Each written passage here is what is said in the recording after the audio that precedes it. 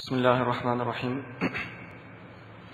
الحمد لله وكفى وسلام على عباده الذين اصطفى أما بعد فقد قال الله تعالى في القرآن الكريم بعد أعوذ بالله من الشيطان الرجيم بسم الله الرحمن الرحيم وإنك لعلى خلق عظيم وقال تعالى ورفعنا لك ذكرك صدق الله العظيم. Lorsqu'Allah subhanahu wa ta'ala a créé Rasulullah sallallahu alayhi wa sallam, notre bien-aimé prophète Muhammad sallallahu alayhi wa sallam, Allah subhanahu wa ta'ala a voulu en faire un modèle de perfection, un modèle parfait. Allah subhanahu wa ta'ala, il mentionne les qualités de Rasulullah sallallahu alayhi wa sallam dans le Coran en se référant à son akhlaq. Wa innaka la'ala khuluqin azim. Allah il dit, nous avons fait de toi une créature avec une noblesse de comportement, de caractère grandiose. Allah subhanahu wa ta'ala a donné à Rasulullah sallallahu alayhi wa sallam une noblesse de caractère, un akhlaq qui n'a pas d'égal dans aucune créature de ce monde. Si le zat de Rasulullah sallallahu alayhi wa sallam, la création de Rasulullah sallallahu alayhi wa sallam, Rasulullah sallallahu alayhi wa sallam en tant que créature est aussi élevé, eh bien le nom de Rasulullah sallallahu alayhi wa sallam est également très élevé. Allah dit dans le Coran wa rafa'na laka dhikrak, que nous avons élevé ton rappel, le rappel de ton nom.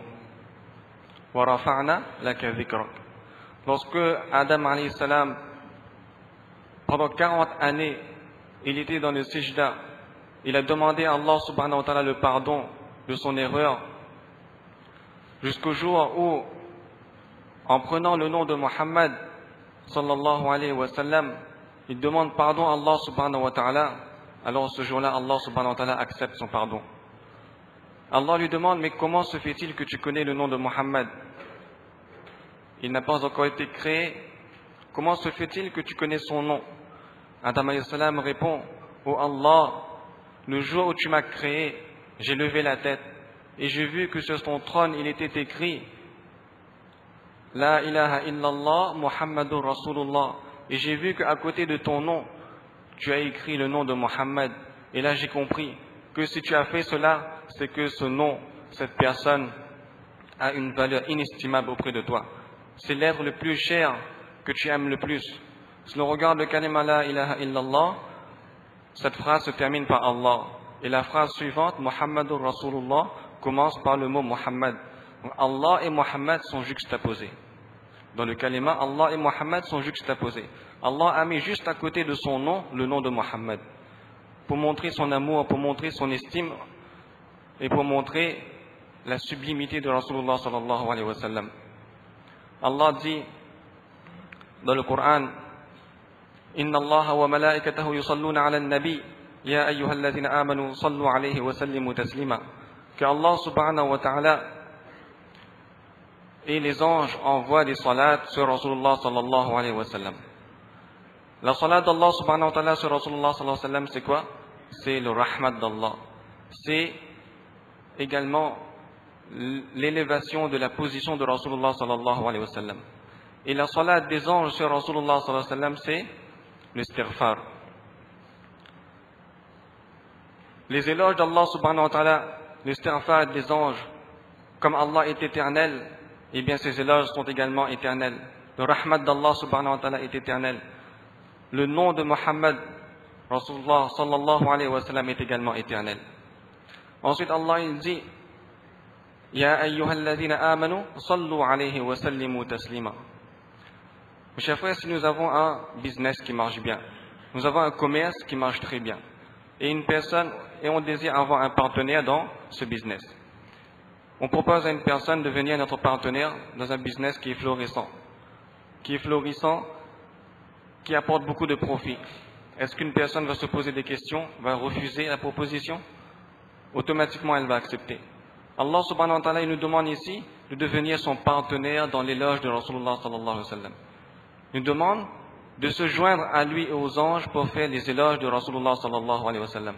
Ya ayyuhalladhina amanu, ô vous qui croyez, sallu alayhi wa sallimu taslima. Envoyez les duroud, les salutations sur Rasulullah sallallahu alayhi wa sallam. Le nom de Rasulullah sallallahu alayhi wa sallam nous accompagne durant toute notre vie, depuis notre naissance jusqu'à notre mort. Lorsqu'on est né, on a lu le adhan dans notre oreille droite et le iqamat de notre oreille gauche. Wa ashhadu anna Muhammadan Rasulullah.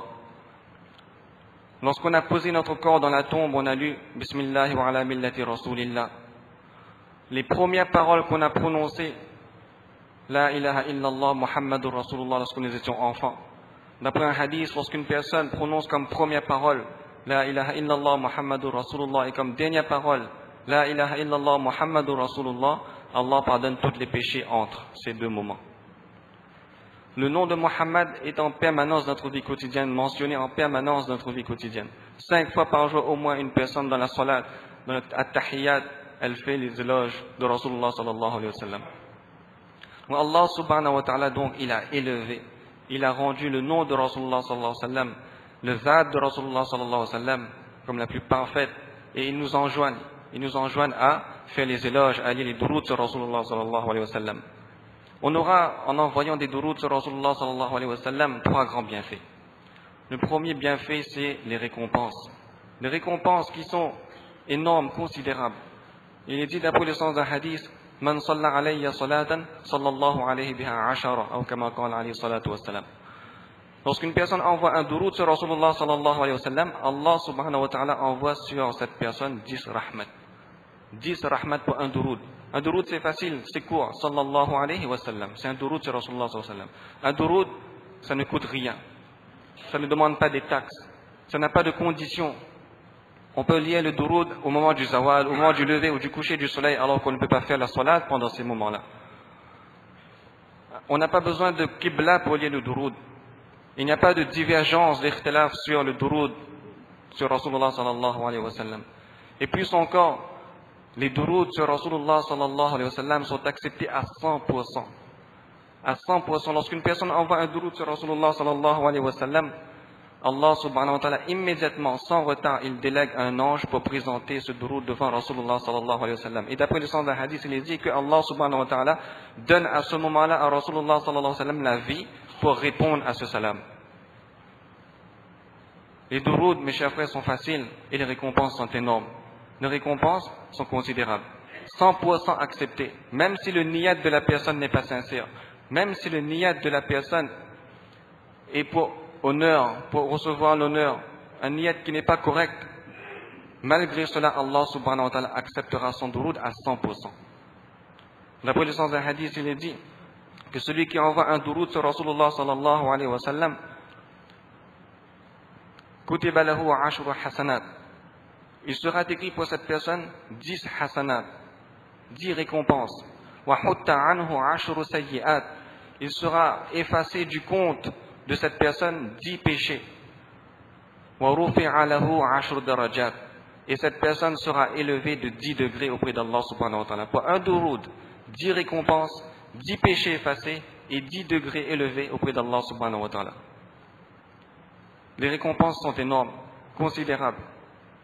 Une fois, Ubay ibn Ka'b radiallahu anhu vint voir Rasulullah sallallahu alayhi wa sallam et lui dit, je fais beaucoup de duroud pour toi, ô envoyé d'Allah. Combien de mon temps dois-je consacrer pour le duroud, pour tes salutations?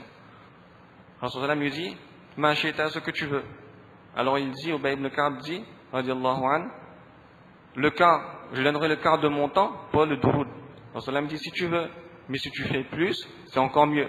Alors il dit, je donnerai la moitié de mon temps pour le duroud. Rasulullah me dit, si tu veux, mais si tu augmentes, c'est encore mieux. Alors Ubay ibn Ka'b dit, je donnerai alors 2 tiers de mon temps pour le duroud. Rasulullah me dit, si tu veux, mais si tu fais plus, c'est encore mieux. Alors il dit, je donne tout mon temps pour le duroud. Tout mon temps sera consacré uniquement pour les salutations sur toi, envoyé d'Allah. Rasulullah lui dit, alors cela sera suffisant pour toi, pour tous tes soucis dans ce monde et dans l'au-delà, et cela effacera tes péchés. Combien de récompenses on obtient? Combien de récompenses Allah subhanahu wa ta'ala il a mis dans les duroud pour Rasulullah sallallahu alayhi wa sallam? Une fois une personne vient voir Rasulullah sallallahu alayhi wa sallam, Sahl ibn Sa'd radiallahu anhu, il dit, ô envoyé d'Allah, j'ai des difficultés financières, j'ai des problèmes de subsistance, que dois-je faire? Rasulullah sallallahu alayhi wa sallam lui dit, lorsque tu entres chez toi, fais le salam. Même s'il n'y a personne, fais le salam. Qu'il y ait des gens ou pas, fais le salam. Ensuite, lis la surah Ikhlas, Qul huwallahu ahad. Et ensuite, envoie des duroud sur moi. Fais le salam, lis la surah Ikhlas, Qul huwallahu ahad, et ensuite envoie des duroud sur moi. Il a mis en pratique ces recommandations de Rasulullah sallallahu alayhi wa sallam. Allah subhanahu wa ta'ala par la suite a envoyé tellement de barakat, tellement de miséricorde, tellement d'abondance dans sa subsistance, que sa subsistance était suffisante pour lui-même, pour toute sa famille et pour ses voisins. Il a eu de quoi, comme subsistance, de quoi subvenir à ses propres besoins, à ses besoins de sa famille, aux besoins de sa famille et aux besoins de ses voisins. Deuxième grand bienfait qu'on aura lorsqu'on enverra le duroud sur Rasulullah sallallahu alayhi wa sallam, on aura l'amour pour Rasulullah sallallahu alayhi wa sallam. Le muhabbat. Allah, il nous dit, il nous enjoint de créer, d'entretenir, de rechercher l'amour pour Rasulullah sallallahu alayhi wa sallam de notre cœur. Mes chers frères, lorsque Rasulullah sallallahu alayhi wa sallam a fait le hijra, il a émigré vers Medina. Lorsqu'il a émigré vers Medina, il était en compagnie de Hazrat Abu Bakr radiallahu anhu. Il a passé 3 jours dans la grotte de Sor qui était à quelques kilomètres de Mecca. Aujourd'hui encore, on peut aller au pied de cette montagne où se trouve cette grotte. On imagine la scène, Rasulullah sallallahu alayhi wa sallam en train de gravir cette montagne. C'est une montagne recouverte de pierres basaltiques noires tranchantes. L'accès est extrêmement difficile. Une montagne répulsive. Personne n'oserait gravir cette montagne. On y mettrait des heures pour atteindre la grotte qui se trouve en haut de cette montagne. Nous imaginons la scène de Rasulullah sallallahu alayhi wa sallam en train de fuir sa famille, en train de fuir son peuple, en train de fuir son qawm, laissant derrière lui la ville la plus chère, l'endroit pour lui la plus cher au monde. Avec Abu Bakr radiallahu anhu, il gravit cette montagne, il trébuche, il tombe, il se coupe, il se relève, il trébuche, il tombe, il se blesse. Abu Bakr radiallahu anhu, en voyant cela, il porte Rasulullah sallallahu alayhi wa sallam sur son dos. Il porte le corps de Rasulullah sallallahu alayhi wa sallam sur son dos, le poids de la prophétie sur son dos, et il gravit cette montagne. Mes chers frères, les Sahaba pouvaient voir leurs frères, leurs enfants, leurs femmes, leurs épouses mutilés, se faire déchiqueter pour la cause du dîn. Mais ils ne pouvaient pas accepter de voir, leur cœur ne pouvait pas supporter de voir une goutte de sang, une égratignure, une blessure, une piqûre d'épingle sur le corps mubarak de Rasulullah sallallahu alayhi wa sallam. C'était l'amour qu'ils avaient pour Rasulullah sallallahu alayhi wa sallam. Une fois, Omar radiallahu anhu, il vient voir Rasulullah sallallahu alayhi wa sallam, il vient voir, Abu Bakr radiallahu anhu, il lui dit, oh Abu Bakr, je suis prêt à te donner toutes mes actions, toutes mes bonnes actions en échange de quelques instants que tu as passés à la compagnie de Rasulullah sallallahu alayhi wa sallam dans cette grotte de Sawr. Toutes mes actions, je suis prêt à les donner seulement pour quelques instants, cette chance inestimable que tu as eue de passer quelques instants de cette grotte avec Rasulullah sallallahu alayhi wa sallam. Et c'était qui Omar radiallahu anhu? Law kana nabiyya ba'di la kana Omar, ou kama qala alayhi salatu wa salam. S'il y aurait eu un prophète, Rasulullah m'a dit, s'il y aurait eu un prophète après moi, cela aurait été Omar radiallahu anhu. Et c'est ce même Omar radiallahu anhu qui dit à Abu Bakr radiallahu anhu, je suis prêt à tout te donner, toutes mes bonnes actions, en échange de la compagnie de Rasulullah sallallahu alayhi wa sallam. Quel amour ils avaient pour Rasulullah sallallahu alayhi wa sallam. Dans un hadith, il est dit, Inna awla an-nas bi yawm al-qiyamah aktharuhum salata. Ou kama qala alayhi salatu wa salam. Que la personne parmi les premiers au jour de Qiyamah sera la personne qui aura envoyé sur moi le plus de duroud. Les ulama, ils interprètent Awla an-nas par différentes significations. Awla an-nas peut signifier la personne qui sera la plus proche de moi physiquement. Cela peut vouloir dire également la personne qui sera la plus proche de mon cœur. Cela peut vouloir dire également la personne qui bénéficiera le plus de mon intercession au jour de Qiyamah. Donc la personne qui va envoyer le plus de duroud sur Rasulullah sallallahu alayhi wa sallam, cette personne aura la proximité la plus proche de Rasulullah sallallahu alayhi wa sallam, sa proximité dans le cœur de Rasulullah sallallahu alayhi wa sallam et le plus grand nombre d'intercessions de Rasulullah sallallahu alayhi wa sallam auprès d'Allah subhanahu wa ta'ala. Mais à quelle condition? D'avoir envoyé le maximum de duroud sur Rasulullah sallallahu alayhi wa sallam. Troisième grand bienfait des salutations sur Rasulullah sallallahu alayhi wa sallam, c'est qu'une personne verra sa position élevée. Les duroud vont élever la position d'une personne. Une fois, une femme vint voir Hassan Basri rahmatullah alayhi, le cheikh Hassan Basri rahmatullah alayhi, et elle dit: j'ai perdu ma fille il y a quelque temps et j'aimerais la voir dans un rêve. Quelle est sa condition, sa situation? Hassan Basri lui dit: tu vas, après la salat de Aïcha, accomplir 4 rakats de salat nafil et tu vas lire dans chaque rakat Alhamdu, Al-Hakum al-Takasur une fois. Ensuite, tu vas t'endormir et tu vas lire les duroud jusqu'à ce que le sommeil te prend. La femme suivit les recommandations de Hassan Basri rahmatullah alayhi. Le soir, elle fait le rêve et elle rêve sa fille dans l'enfer, en train de souffrir, vêtue d'un vêtement de goudron, les mains enchaînées, les pieds enchaînés avec les chaînes de l'enfer. Le matin, elle se réveille, elle est bouleversée, elle va voir Hassan Basri. Hassan Basri lui dit: envoie des sadaqas, fais des sadaqas de charité, peut-être cela va améliorer la situation de ta fille. Le même soir, Hassan Basri rahmatullah alayhi, il se voit dans un rêve. Il se voit dans le paradis. Et il voit dans ce paradis une fille assise sur un trône, extrêmement belle, dans le luxe, dans le plaisir, avec au-dessus de sa tête une couronne de lumière. Cette fille lui dit: sais-tu qui je suis? Hassan Basri rahmatullah lui dit: non, je ne sais pas. Cette fille lui dit: je suis la fille de la personne qui est venue te voir. Alors, Hassan Basri lui dit: mais ce n'était pas la vision que ta mère a eue de toi. Tu étais en enfer en train de souffrir. La fille dit: effectivement, ce qu'elle a vu c'était vrai. Mais entre-temps, un homme pieux est venu sur ma tombe. Et cet homme a lu une duroud. Nous étions 70 000 personnes dans cette situation, dans l'enfer, en train de souffrir. Cet homme pieux a lu une salutation sur Rasulullah sallallahu alayhi wa sallam pour notre sawab, pour notre récompense. Allah subhanahu wa ta'ala a accepté son duroud et Allah subhanahu wa ta'ala nous a tous délivrés, nous 70 000 personnes, de l'enfer et nous a accordé cette place au milieu du paradis. Ça c'est quoi? Allah va élever une personne par le duroud dans ce monde et dans l'au-delà. Une fois, Moussa alayhi salam, à l'époque de Moussa alayhi salam, une personne est décédée. C'était une personne qui a mené sa vie dans le mal, dans la désobéissance d'Allah subhanahu wa ta'ala. Au moment de sa mort, les gens ne veulent pas l'enterrer. Il est abandonné, son corps est abandonné comme une charogne. Allah subhanahu wa ta'ala envoie la révélation sur Moussa alayhi salam et lui dit: va prendre le corps de cette personne, fais son roussel et enterre-le. Moussa alayhi salam lui dit: mais Allah, cette personne est abandonnée par tout le monde, une vie de mal. Fabima dhalik, pourquoi cela?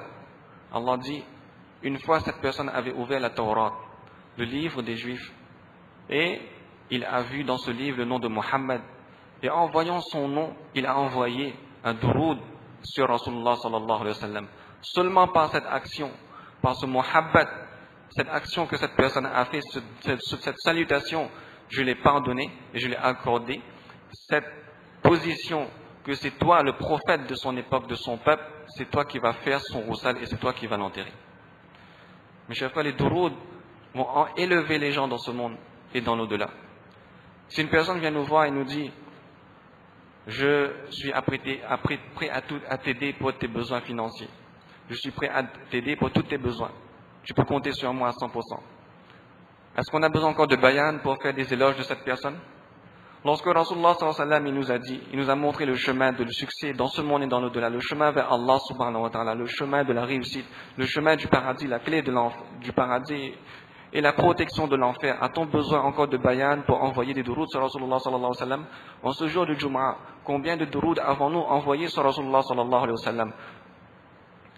Aujourd'hui, on est prêt à faire des centaines de kilomètres, des milliers de kilomètres de voyage, à dépenser une somme énorme d'argent pour aller rencontrer, pour aller pleurer sur le corps d'une personne qu'on aime.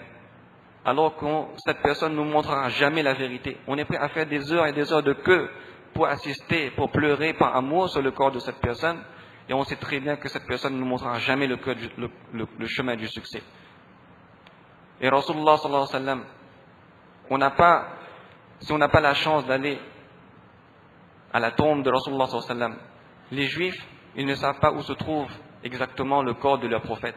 Les chrétiens, ils ne savent pas exactement où se trouve le corps de leur prophète, de Isa, de Jésus. Dans les cieux, mais où? Nous, musulmans, nous savons où se trouve le corps de notre bien-aimé Mohammed sallallahu alayhi wa sallam. Exactement. Si nous n'avons pas la chance d'aller faire le salam devant la tombe de Rasulullah sallallahu alayhi wa sallam, alors au moins, ne soyons pas avares d'envoyer des duroud sur Rasulullah sallallahu alayhi wa sallam. Il dit d'après le hadith, Al-Bakhilu man zukirtu indahu, falam yusalli alayhi. L'avare, c'est pas celui qui dépense pas, celui qui retient, celui qui n'est pas généreux. L'avare, c'est celui qui n'envoie pas des duroud sur Rasulullah sallallahu alayhi wa sallam lorsqu'on mentionne devant lui mon nom. Bon, mes chers frères, les duroud sont faciles. Allahumma salli ala Muhammad wa ala alihi alfa marra. Allah envoie les salutations sur Rasulullah sallallahu alayhi wa sallam 1 million de fois. Allahumma salli ala Muhammad al-Nabi al-Ummi wa ala alihi wa sallim taslima. Une personne lit ce duroud 80 fois après la salat de Asr, le jour du Jumu'ah, Allah subhanahu wa ta'ala lui pardonnera 80 années de péché. Donc mes chers frères, qu'Allah donne le tawfiq de comprendre la valeur des duroud sur Rasulullah sallallahu alayhi wa sallam, qu'Allah donne le tawfiq de créer dans notre cœur l'amour pour Rasulullah sallallahu alayhi wa sallam, et qu'Allah donne le tawfiq de mettre en pratique par l'intermédiaire des duroud de l'amour pour Rasulullah sallallahu alayhi wa sallam toutes les sunnats de Rasulullah sallallahu alayhi wa sallam. Wa akhiru da'wana alhamdulillah rabbil alamin.